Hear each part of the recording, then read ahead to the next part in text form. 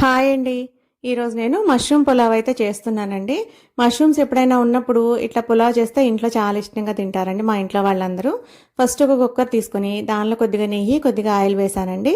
దానిలోనే మసాలా దినుసులు కూడా వేసి వేయించుకున్నాను. అందులోనే కొద్దిగా జీడిపప్పు కూడా వేసి వేయించానండి. ఇలా పులావ్ చేసుకుంటే హెవీగా లేకుండా తినడానికి బాగుంటుందండి.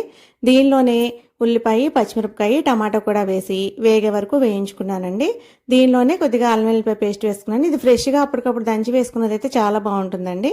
ఫ్లేవర్ అది బాగుంటుంది. దీనిలోనే కొద్దిగా పుదీనా కూడా వేసానండి. ఇలాగే చికెను, రొయ్యలు, నాన్ వెజ్ తినేవాళ్ళు అది కూడా వేసుకోవచ్చు. ఈ ఫస్ట్ చూడడానికి ఇన్ని ముక్కల్లా కనిపిస్తాయండి ఇవి. తర్వాత నీరు వచ్చేసి కొద్దిగా అయిపోతాయండి. నేను మష్రూమ్ కూడా ఒక్కొక్కటి 2 ముక్కల్లానే కట్ చేశాను.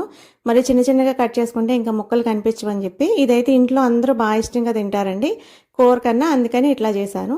తర్వాత దీనిలో కొద్దిగా పసుపు, కారం, ఉప్పు అయితే వేసుకున్నానండి. పచ్చిమిరపకాయలు వేసుకుంటాం కదా, కారం అయితే చూసి వేసుకోవాలి. మసాలా పొడి కూడా వేసుకుంటామండి దీనిలో, అందుకే కొంచెం అది కూడా ఘాటు ఉంటుంది కదా. దీనిలోనే కొద్దిగా కొత్తిమీర కూడా వేసుకొని ఇదిగోండి ఇట్లా నీరంతా ఎగిరిపోయేలాగా ఎగిరిపెట్టేసుకున్నానండి నేను. దీనిలోనే బియ్యం నానబెట్టేసి పెట్టుకున్నానండి ఫస్టే. ఒకటికి 1.5 వాటర్ వేసానండి నేను. కుక్కర్లో పెట్టుకుంటాం కదా, అదే డైరెక్ట్ అయితే అలా అయినా బాస్మతి రైస్కి అంతే పడుతుందండి. తర్వాత ఇంకా కొంచెం కొత్తిమీర ఉంటే మూత పెట్టేసి 2 విజిల్స్ వేయించానండి.